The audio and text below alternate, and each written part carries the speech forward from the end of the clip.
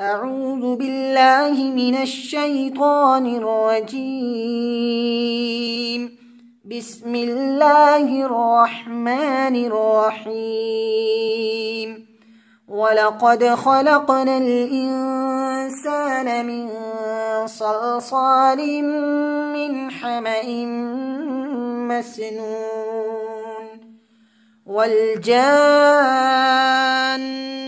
خلقناه من قبل من نار السموم.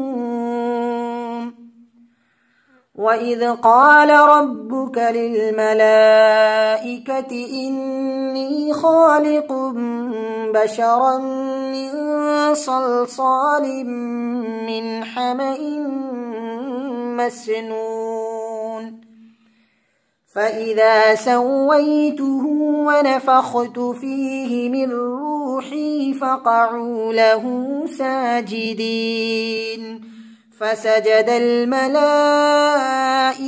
كلهم أجمعون إلا إبليس أبى أن يكون مع الساجدين. قال يا إبليس ما لك ألا تكون مع الساجدين؟ قال لم أكن لأسجد لبشر خلقته من صلصال من حمأ مسنون. قال فاخرج منها فإنك رجيم وإن عليك اللعنة إلى يوم الدين. قال رب فأنظرني إلى يوم يبعثون. قال فإنك من المنظرين إلى يوم الوقت المعلوم. قال رب بما أغويتني لأزينن لهم في الأرض ولأغوينهم أجمعين إلا عبادك منهم المخلصين.